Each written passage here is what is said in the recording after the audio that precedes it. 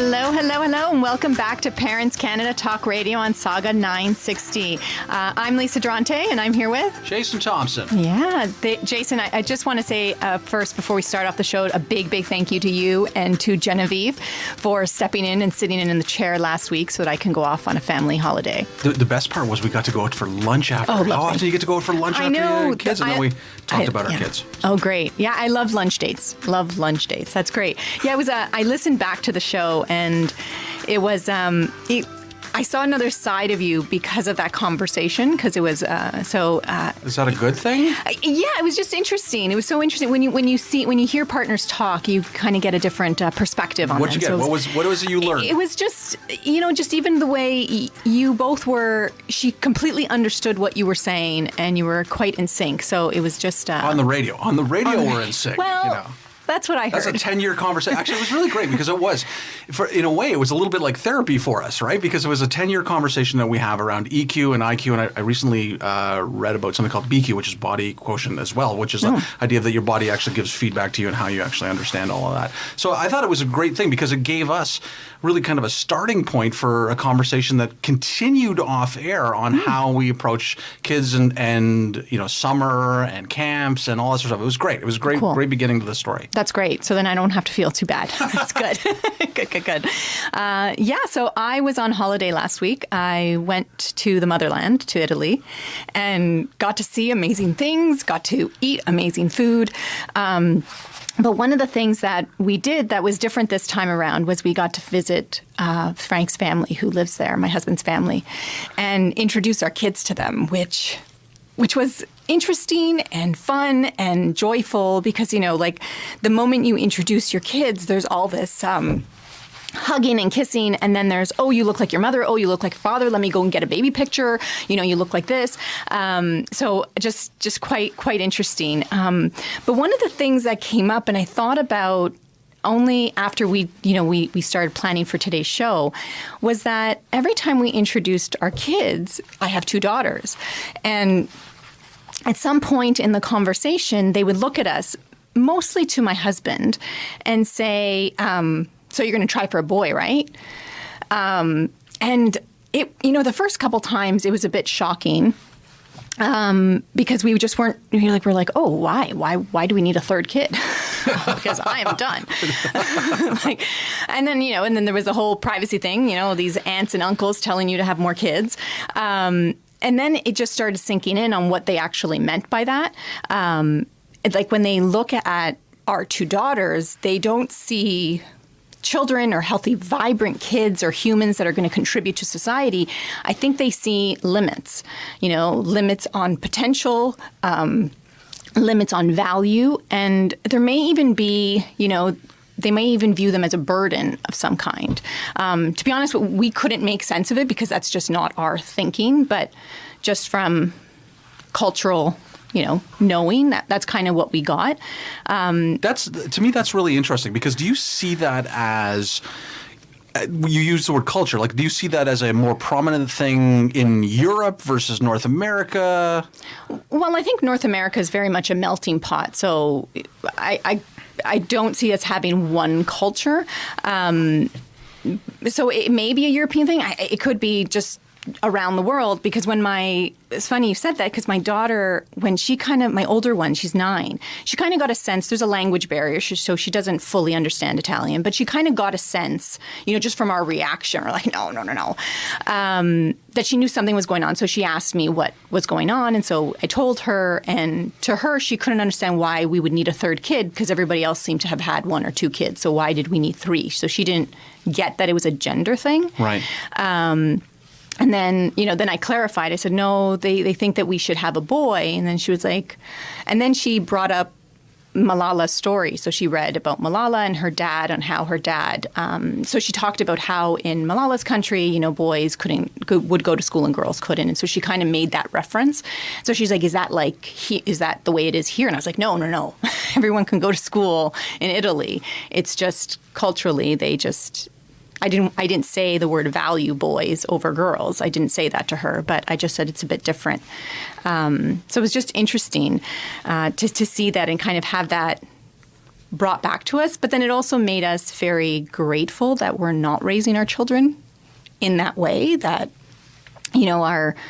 because my daughter just, at first she really thought it was, why would we need a third kid? Right. Like, I have a sister, what do I need a third one for? Rather than looking at it from a gender, why do we need a boy? So that was the only blessing that really came out of it, was she doesn't see that. And I'm like, that's good. That is good. And that's actually the entry into what we're talking about today. We're talking about this whole idea of non-gendered parenting. Now, when we first saw this topic, it's a huge topic, and there's a wide spectrum of that. So we want to be really clear that we're not tackling the entire spectrum, because, at one end is there are parents who don't want to identify their children's gender at birth, and they give them time. And there's actually a famous story here in Toronto about Storm that came out in 2011 about a child who, until they were 5, I think, didn't identify as a girl.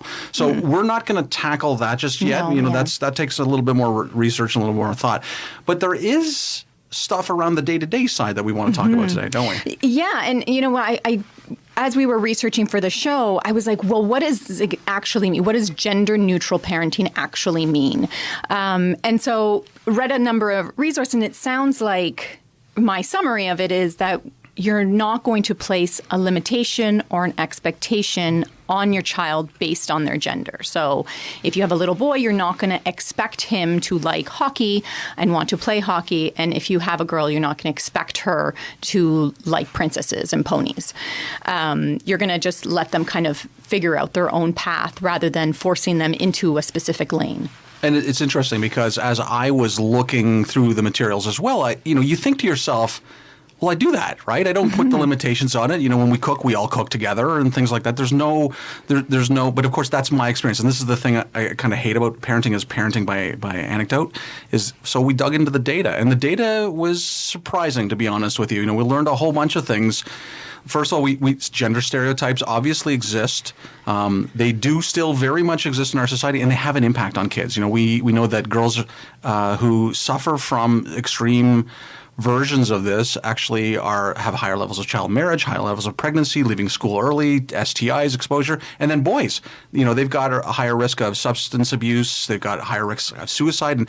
And this idea of shorter life expectancy than women as well. So all that stuff is a real thing. And, there was the BBC did a documentary a couple of years ago called No More Boys and Girls. And even before the documentary came out, there was just this maelstrom of opinions on all sides of the occasion. And what you learned when you watched the actual show was it's not an extreme approach. What it is it was simple things like they eliminated the cupboards. They had pink for girls, orange for boys. They eliminated the color bit. They introduced kids to unexpected jobs. Like a man who was a professional dancer. Or a woman who was a welder. Things like that to kind of expand the sense of and to get past that idea of the stereotypes, because they're not born with those. They kind of get put on them as we go forward. And so I found that kind of interesting. And as I started to think about this a little more, I started to think about a brick and mortar problem. So what I mean by that is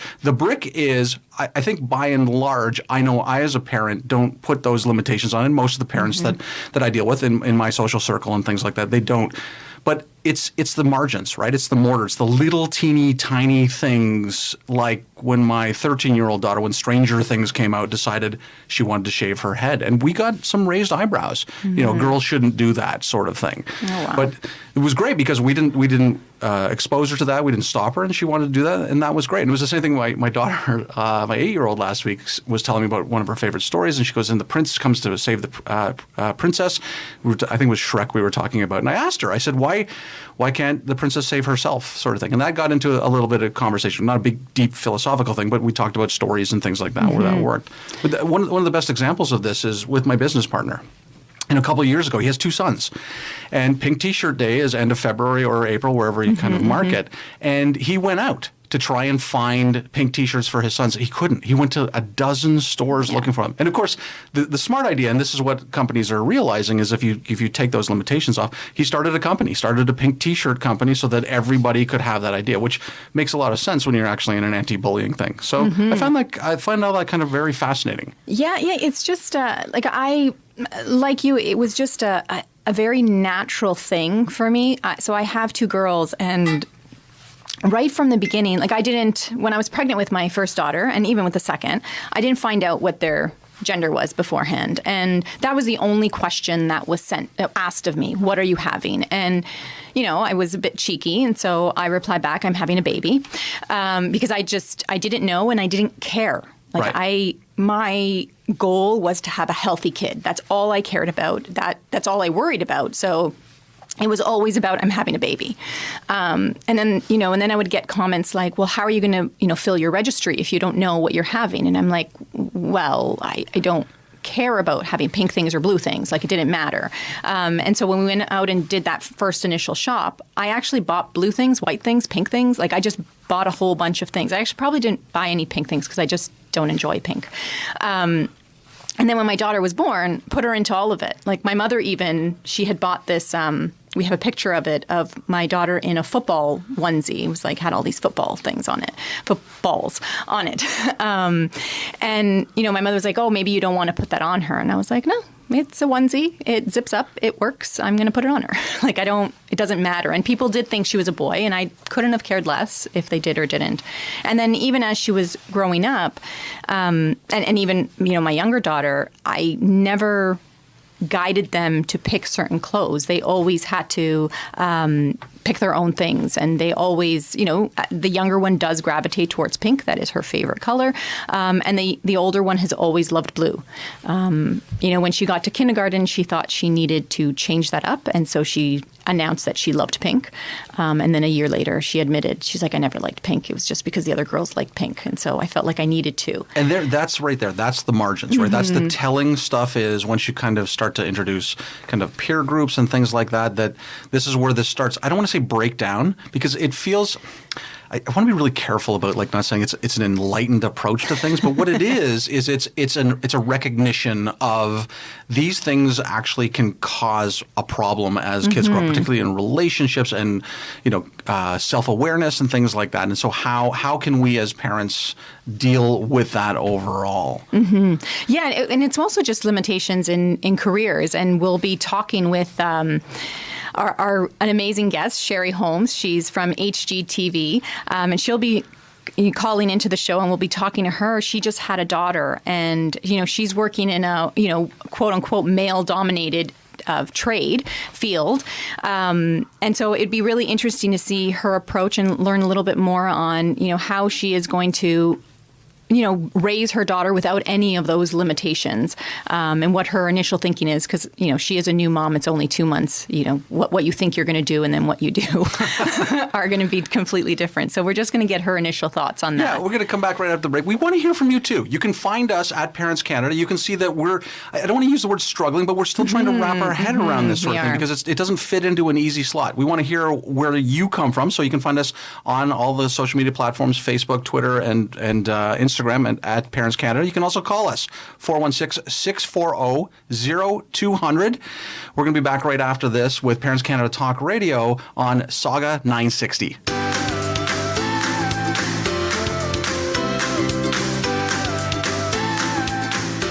Welcome back to Parents Canada Talk Radio. I am Jason Thompson, and I am here with Lisa Durante. We are talking about non-gendered parenting. Actually, we're dipping our toe into the shallow end of non-gendered parenting, which is really talking about the way that real parents every day, deal with removing the barriers and demonstrating the opportunities to their kids. And we have the perfect person, a brand new parent, somebody who has a new daughter, and really is looking not specifically at this issue, probably looking at a whole lot of issues in their life right now. But 2 months, 2 months in, yeah. What's interesting about Sherry Holmes is, she grew up, she's watching, she's working, she's playing with her dad, Mike Holmes, right? And she works on job sites she told me about concrete. She works a lot with concrete. And this is, fairly kind of traditionally, the trades have been male dominated.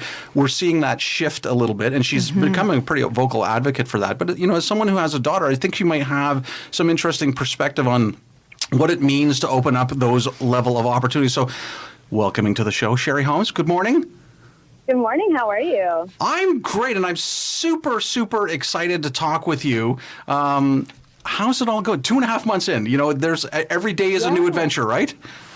It definitely is. Every day is different. There's always something going on. She's actually going to be 3 months on Sunday. I can't believe how big she's gotten. Mm-hmm. Are you holding some sort of fabulous birthday party for the 3-month? I feel like I should celebrate it just because I can. She's actually, we're on the job site today, and she's actually just taken a nap in her car seat, which is awesome because I've got some quiet time to talk to you guys. Yeah, that's great. Yeah, the 3-month mark is like you start to finally see a shift. It's that fourth trimester sort of thing, right? Yeah, it comes to an end, and you start to see the light. It starts to get better. Yeah, that's what everyone's told me. So I don't really have much for complaints, honestly. She's been so good, and she was sleeping through the night. She's now starting to kind of get fussy at night. So I'm like, don't go backwards. Yeah. But I'll tell you that's the dagger stare, right? When you tell someone that your new child sleeps through the night or even sleeps 6 hours at a time, the other parents are like, oh, really? Yeah. Why did I lose that lottery? Yeah, for sure. Yeah. So now that you are a parent yourself, a lot of parenting, at least I believe that we're influenced by the way we were parented. And your dad is Mike Holmes, HGTV star, and always making it right. And so how was it growing up in a, with such a, it's, if you think of the quintessential stereotype, your dad really fits into that. And so growing up, what was that experience like for you? Was he very encouraging of you to get involved? I'd love to hear a little bit more about that. First of all, I totally agree with you. I think you do take however you were raised and apply it to your parenting. And you're totally right in that aspect. I would say he was a good parent, but I played with Barbies and I played with Batman. Amazing. I was raised to kind of do whatever I wanted. I was encouraged to play outside and find what I liked. And he was a huge advocate to get me into the trade. So it did start with him, and I realized I could do anything I wanted to do. I didn't have to go and go into a certain career just because I'm a woman. Yeah. My daughter this weekend, my husband was power washing the deck because we're going to restain. And she's 7 and she came out and she's like, can I try that? And, because it's just natural for us to want to encourage her to do whatever she wants to do. So we handed it over to her and she ended up power washing the whole thing. And it was awesome. But that's how you teach them. You have to teach them when they're young too, so they can see what they can do and what they might like to do and what they find interesting or what they can excel at. Otherwise, it's going to be something they're afraid of when they get older. So I think that's great. Yeah. And the next morning, because it was all wet, because we were like, oh, we really can't see if, maybe we needed to do another pass. So the next morning she ran down, went outside, and she's like, I think it's good. It was amazing. I had that experience with my daughter last night. She was she has her bike, and we needed to fix something on the bike, and she's started to wander away. I'm like, come on back. You got to learn how to do this as well. It's absolutely critical. Absolutely. I'm interested in learning a little bit more about, as you grew, like how did your family kind of support your pursuit in the kind of career choice that you made? My mom was always pretty easy about it. Whatever I wanted to do, she was fine with. And my dad was really, really wanted to push us in this direction, at least to try it. So he always encouraged us. When we grew up, I'm from a split family, so when my parents separated, we'd go and see my dad on weekends and things like that, and he had his own business, so we literally would go to a job site with him. If we wanted to see him, we'd spend time at work, and we'd end up helping him. So I remember my brother and I would either be sweeping or just playing. Well, we mostly just caused a bigger mess for him, unfortunately, but we'd go and play on a job site. So I was pretty much raised on a construction site. Yeah. So from a young age, I was exposed to it. I was encouraged. My dad wanted me. He was always great with whatever I wanted to do in life, but he really wanted me to give this a shot because you don't see a lot of the younger generation trying it because they don't know, unfortunately. And once I did, I decided I really did like it. It took a little while just because I think I was hard-headed and I didn't want to agree and do whatever my dad told me to do. But I'm so happy that he was so encouraging because I love my job. And hi, baby, you waking up? Oh, Sorry. There we go. No, that's fine. We have an extra special guest star today. Yeah, we have a special guest, Callie. Yeah, and Callie's growing up on a construction site as well. That's awesome. She is. So I do take her to the job site because my husband works with us as well, and he's always on different sites, and so she has to come everywhere with me, and I'm back at work, and she's not on a working site. We have like a little Winnebago we bring so she can stay in there. But she comes to work. Yeah. Yeah, you started in the trades. I think I saw in your bio at 16 was when you started working with your dad, either part-time or however it was. How is it that we could, and I know that that's something that you're an advocate for, is getting not just women, but kids, and to start really seriously thinking about the trades. How can we as parents, just because, it's over and over again, we're told that the path is that they should go to school, university, and then from there get an office job, a desk job.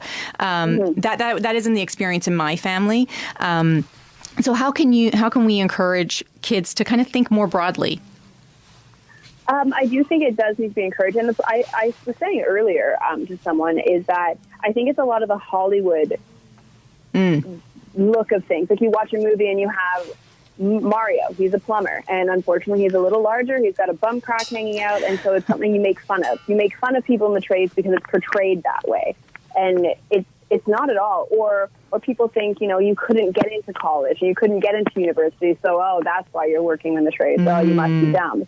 And it's the silliest thing I've ever heard, because it is a wonderful career. It's good for you, it's satisfying. The things I can see that I've created with my own hands is such an amazing feeling.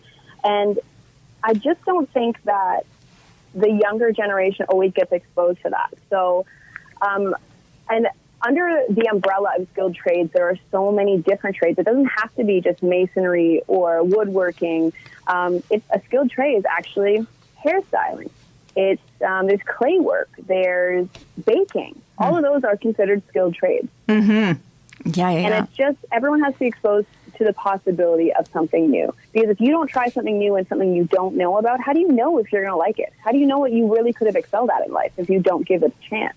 So it was easy, obviously, for you to be exposed to that because it's really kind of a generational thing. What kind of advice would you give to other parents about, having their kids exposed to this?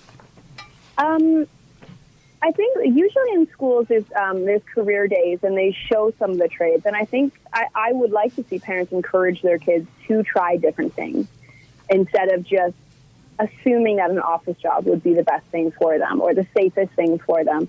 It's the things you can learn. There's Skills Canada is it's basically for secondary and post-secondary students to go into whatever trade they are wanting to pursue. And it's a competition. So they make trades fun. If you can make an idea fun and present that to your child, I think that could be super helpful and encouraging to them. I think that's a really great idea. And the thing about, and I don't want to derail this into an entire conversation about AI and machine learning, but the truth is that, you hear the story that, engineering, creative services, and trades are really going to continue to be growth industries. I mean, look at in the GTA area how much construction and redevelopment is happening. I've said this straight out to my kids. I would love for you to pursue something in that area because it guarantees you employment for life, pretty much, and if you're good at it, and if you can truly build a career. I come from an entrepreneurial background. I think that's a great way to build a business overall. Absolutely. We're severely lacking skilled trade workers. We need that. So think of spending 5 years in university and not having a job. We need workers, so you will get hired. You will make decent money. If that's not an incentive enough for the younger generation, I don't know what is. Yeah. So let's steer it back to kind of the gender side, because the trades are changing a little bit. I mean, the traditional stereotypical side is it's a male industry. That is obviously changing. How is it changing, and how can we support that? It has been a more male-dominated industry, and I think it definitely is starting to change. I've seen a lot more women on site, whether it be painters or tilers or plumbers or electricians. And it's so great to see because I think women aren't as scared anymore. And I was in that same boat when I was in high school. I was terrified to pursue anything because who wants to be the only girl in a classroom? But it actually can be quite fun. So I think women are finally realizing they don't have to be nervous to try new things because men are actually becoming more wonderful to work with on a job site as well. Like if I don't understand something, one of my friends at work will explain it to me, and they have all the patience in the world. So it's not what it used to be, where women were expected to stay at home and all that. So I think it's becoming a more acceptable career, and men are encouraging it and being super helpful. And are you seeing more women on the job sites? Or are you... I am. I actually was just talking to a buddy of mine from high school, and he's a plumber, and he literally called me to tell me he has never seen so many women on a job site, so that we have to be making some kind of difference, which is awesome to hear. That is amazing to hear. Sherry, thank you. Thank you so much for coming on and chatting with us. And good luck with everything with your little one. It's going to be a joyous ride. You know, there's probably going to be a lot of ups and downs for you. Absolutely. Thank you so much. Yeah, guys. thank you. And we'd love to keep the conversation going. So tell us about your experience about, gender neutral parenting. You can join us on Parents Canada on social media at Parents Canada, or give us a call at 416-640-0200. You're listening to Parents Canada Radio on Talk News, News Talk Saga 960, and we're going to be right back.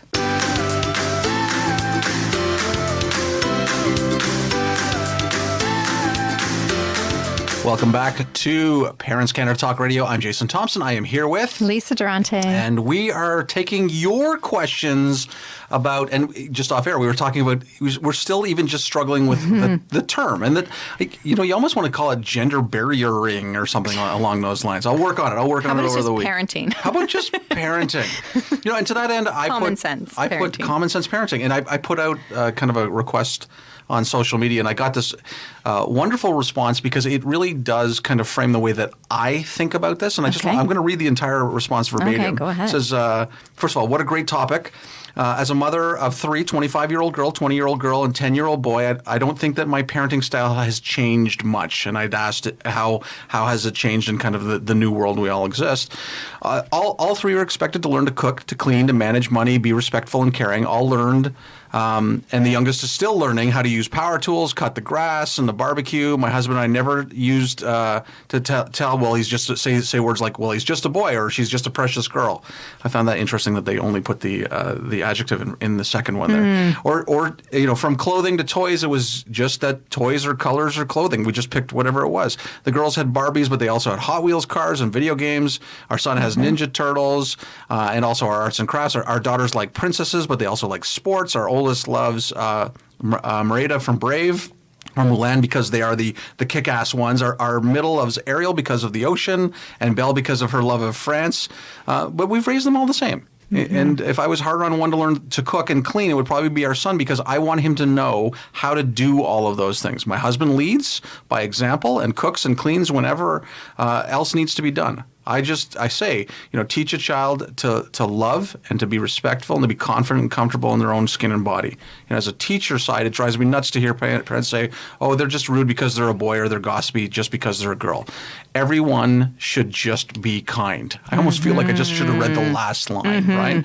Yeah. Well, I think what struck out for me in that note was that they're modeling that behavior.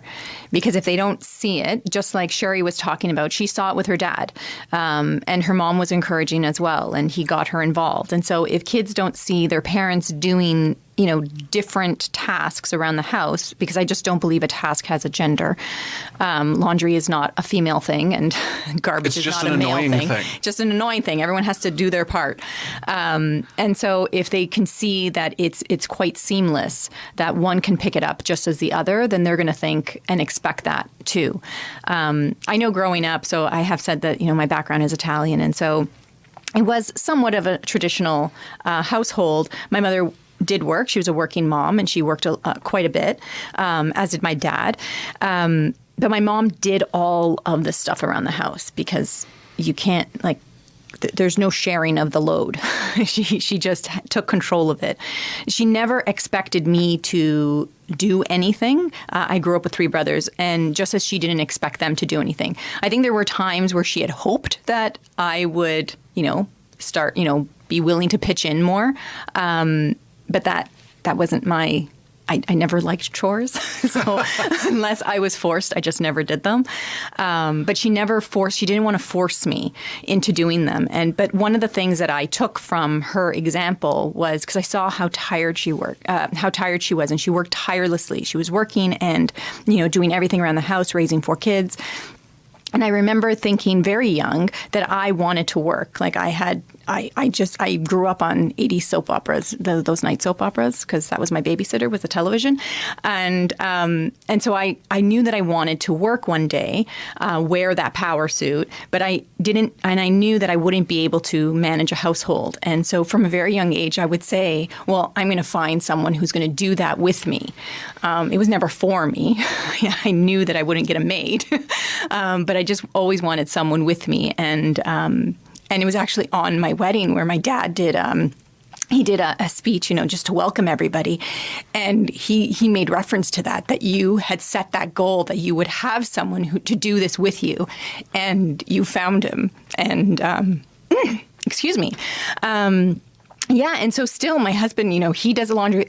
I do the laundry. Sometimes I really don't like the laundry, but I do the cooking. He does the washing, and it's really back and forth. He throws out the garbage. I throw out the garbage. It's never a gender thing in our household, and our girls see that. I think I have the same thing. Listen, my son this morning before I left the house, I left him a list, right? Put the laundry in the dryer, walk the dog, because he's the only one home today. But typically the kids all have something to do. And then I look for the gaps, right? Like with the boy, he's off to university. And so I realize his cooking skills aren't as strong as they should be. So once or twice a week, he makes dinner, which is great. And he's actually not getting too bad at it, which is also nice to see in the first place. Yeah. One thing that's kind of interesting to me is, again, because I'm sure there's a lot of nodding heads when they're listening to this right now, but I find culturally that you mentioned off the top that, or we talked off air, this idea that, Canada it's not a single culture. So, that whole idea of the fabric looks different wherever you live. And so there is some mindset. I like, it's coming to mind right now that there's a show on Netflix called Patriot Act, and the host, Hassan Minhaj, I enjoy that. He talks a lot about his mom, right? And his mom has when are you getting married? There does still seem to be that from that cultural background. Do you have any thoughts on that? Do you have any insight? I had my family was a bit different in that we were traditional in a lot of ways, but then my mother was a working mother, so that in itself was a bit different than all of my aunts. My other relatives. I think she may have been, at least when we were really young, the only working mom amongst all the women in my pretty big family. And because of that, and she worked shift work. She was a hairdresser, so she worked shift work. So a lot of the solo parenting was done by my dad. So it was a very different upbringing than others in my community have had. And then because of that, raising my kid, my parents also knew, and they've said repeatedly that I was very different. So when I got married, there was never an expectation for me to get married. I'm sure that they probably thought that in their own head, but they never said it to me. And then we waited quite some time before we had children, and no one had ever said, when are you giving me kids, like grandkids? No one ever said that to me. And I think they probably knew that if they did, they wouldn't get a very kind response. I never felt that. There are other things that I see just with my girls that sometimes, that sometimes the older generation are hesitant to let my girls do things, but like I said, I have three brothers. One of them is a contractor himself. And when he was renovating a bathroom at my parents' house, my older daughter was like, Zio, that's what you call an uncle, can I help? And he was like, sure thing. And so she helped put up some drywall. And so from the younger generation, there's never any difference. My kids are not treated any differently. But sometimes from the older generation, you see a little bit of hesitancy. But then that comes to me stepping in and saying, it really is okay. Like, she can do that. It feels like a lot of times as a parent that we're in a big shift from education through social media, through the way that we create opportunities and things like that. Now, there is one thing I mentioned off the top, that this idea of it's in the margins or it's the mortar, little things that I wouldn't think about. And you mentioned something to me yesterday, and I thought, you know what? I never thought of that, and I may actually share your perspective on this. Yeah. And this is one of your favorite things in the world: gender reveal parties and things like that. Not a fan. Not a fan. I just if there's anything about modern day parenting that gets me, it's the gender reveal, the cake, the balloons, the box, the whatever you want to choose. It just. What I want you to hope for is a healthy child. Like that it is a girl or that it is a boy, and it's funny because I actually watch those videos over and over again, and I'm like, the reaction is the same. If you opened up the box and blue balloons came out, you are just as happy as if pink balloons came out. So I just don't understand it, and I was doing some reading last night because we chatted about it, and it seems to be on the downtrend. So I think more, parents are realizing that it doesn't really matter what parts your child is born with. And so I'm hoping that continues to go until it's non-existent. Well, I wonder out loud, and again, this is a thing where I don't have enough data to back it up, but since you did a bit of research, are parents looking at the gender reveal as they're super excited about the gender, or is it just another thing to celebrate and they've just chosen that kind of coat hook to do? Well, I think that's part of it, is just another thing to celebrate. I also think it goes back to, the story I shared when people would ask me, what are you having? It's all about what's in the registry, because we're such a consumer, drenched society that we have to go out and you have to go and buy all the things, the pink blankets or the blue blankets, and you have to paint a certain color. And, I know that now there's actually, I was shopping for a friend who had a baby not too long ago, and there's so many more neutral options available, which is great. But still, there's all this idea of pink and blue, and I don't know when colors got gender. Well, that's the funny thing is there's the story about pink, right? Pink was a predominantly male color up until I think the 1930s or 1940s. It was not blue. Pink was the color that was associated with boys. So yeah, I don't know why pink. I never enjoyed it. Well, I think, the big question becomes is that idea of, and this is the thing that I still find that I struggle with, which is the idea of gender. Where's the line between, gender causing a hindrance or our perception of gender causing a hindrance versus our tribe, the tribe with which we can celebrate. Mm-hmm. And I still don't have enough answers for that, because I look at, again, I look at social media, and I have a number of friends. I'm thinking one in particular who, talks at great length about empowerment for girls and things like that. And I think it's fantastic. But then you start to think, how does that all work? How does that all work from the equality perspective? I don't have answers. Mm-hmm. Yeah, but I think what's interesting is that we have to kind of separate that. Just because, so I'll take my youngest daughter. She loves the color pink. She also loves every other color of the exact rainbow. And so it's okay. I'm not going to stop her from loving pink. If that's what she loves, I will encourage her to do that. It's her choice. But it's more the placing it upon the child, what they should like or do, or all of that. That is where That's the line, I think, right there. It's the placing upon. Yeah. I think that's it. I'm going to make a T-shirt that says that, because I think that's the thing, is we struggle as parents in kind of the modern society about making decisions for our kids as opposed to listening to our kids and allowing them that opportunity, mm-hmm. and again, we're in I think a late stage transition in terms of that opportunity, but those mindsets, what is behind the eyes is still there. Yeah. All right, we're gonna take another break. We want to hear a little bit more from you. If you've got some insights, if you've got a story, come and share that with us. So we're at Parents Canada, and that is on Instagram, that is on Facebook, that's on Twitter. And when we come back, we're going to tell you what we learned today, because we learned an awful lot of stuff. Mm-hmm. And share some tips. Share some tips on things that you can do to kind of, help drive that kind of gender neutral story going forward.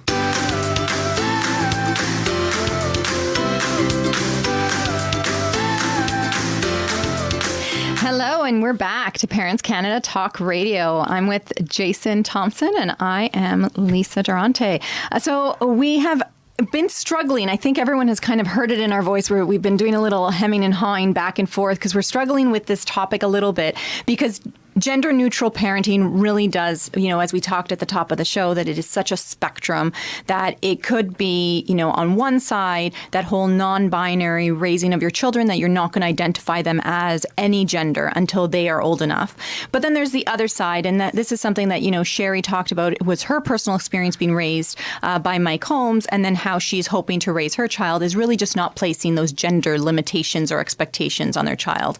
And so we just wanted to use a little bit of this time to talk about, what are some of the things that we could actually start doing to start to be a little bit more less gender specific on our children. And the first one is the one the last thing I said off air that made you cringe a little bit, which was I saw my neighbor yesterday. She has a 5 or 6 month old daughter, and just auto, right? Oh, she's beautiful, right? And then, of course, I said to myself afterwards, because I did think about it knowing the show was coming today, and I was like, well, if she was 6, would I say that? No, actually I wouldn't. But it's a baby reaction. But the thing is it the right baby reaction? I can't look at the child and say, well, you look so smart. But what I could do, and this is something I've learned in corporate recognition, which is I really love the hat you're wearing, right? Which is something I do. If you spend any time with me, you'll notice that as soon as I see you, I notice something about you. I did the same thing about your jacket today, right? And it's nothing about gender. I do the same thing with Genevieve has told me before that I flirt with everybody, but it's actually not the point.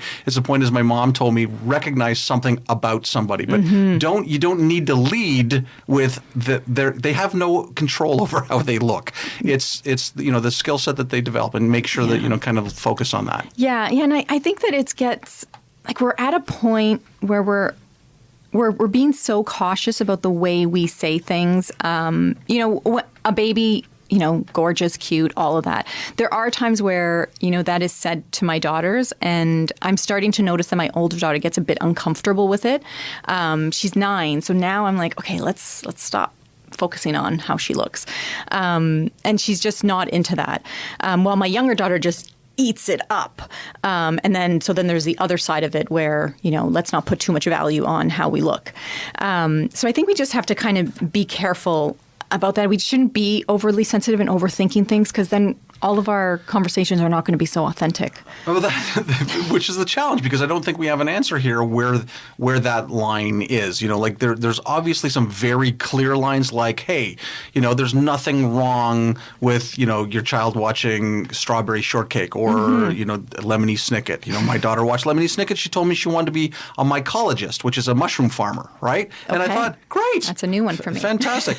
You might want to start by eating some mushrooms. That might be a good place to start, but that's a whole other conversation. Yeah. But yeah, it's an interesting thing to know where that line exists. Yeah. So we've talked a lot, and we spoke with Sherry, and just what are some of the things that we can do, and we've both said it, that just, you talked about your daughter shaving her head. Just allow kids to do what they want to do. Let them be the guide, and kind of guide us on where they want, if they like whatever color they like, or what type of clothing they like, or what sports they enjoy, or whatever it may be.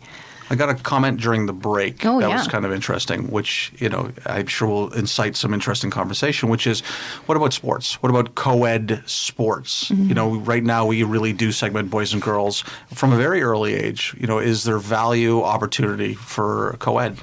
Yeah. Oh, my daughter, it was a little while ago. She was young, and we were at a restaurant, and there was a hockey game on. And she said, how come there's no girls on that team? Not that you could actually notice. Everyone's wearing a helmet. Like, I don't know how she thought that, but she asked the question. And so I said, well, girls usually, I'm like, I think there was one woman who played in the NHL. That was Menon Rayom. She played a couple of preseason games for Tampa Bay back in the early 90s. Okay. I'm so not a sports person, so I only knew that because of the woman angle. Right. And so I said there was one. She's like, well, why aren't there more? And I had no answer for her. But I think that there is, because we just saw that the World Soccer, female World Soccer just went on, and there is some different physicality that you have, and so you want to make sure that you're pairing yourself up. The competition, you're comparing apples to apples, and that's what you're playing against. Well, that's the thing with sports. It's an entirely made-up construct that we kind of define what the elements are. But there is a physicality element. What's interesting for me is I really do support the idea of co-ed leagues at a younger age. And I was doing some research for a project I'm working on right now, looking for motivational quotes, and I was looking for women's hockey players. And Haley Wickenheiser was talking about how when she would enter the dressing room, as a younger kid, that she would actually get particularly one set of parents pushed back on, why are you playing with boys? And then she said, and then I went out on the ice and beat them all. So that was the best revenge for her. But I think that's an interesting conversation to be able to have as well. Yeah. And I think it's, there should be that option. I know soccer is usually done co-ed. If girls or boys want to play with the other team, then so be it. But then also having the options to have the gender, the girls team or the boys team as well, just so that you can really build up your skills. So we covered a lot of ground today. Oh, gosh. And again, I got up this morning and I felt like I had the pieces for building something, but I didn't feel like I had all of the pieces. So, but I feel like I'm moving forward. So what did you learn today? Well, I think I'm a bit more comfortable in that it's so gender neutral parenting is just about letting your kids lead. I am much more comfortable with that kind of definition of it. And so there was that, but then there's also what Sherry talked about, and just going back to that conversation about encouraging our kids to do whatever it is that they want to do. If it's bringing them onto a construction site, if that's where you work, or bringing them into your office, or bringing them into a hair salon, whatever it is, but just expose them and encourage them to try, because you never know where your talent and what your passion is until you try it. Right. I think that's good finishing lines. Don't think about boys versus girls. Think about kids versus robots and how that goes forward.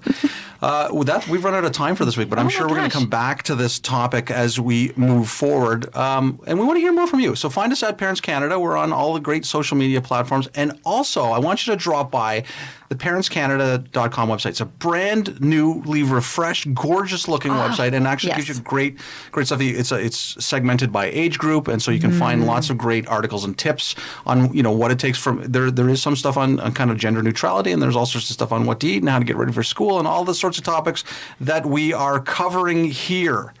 What a great week. Okay. Yeah, it has been. We're going to be back here next week with more on News Talk Saga 960. You're listening to Parents Canada Talk Radio.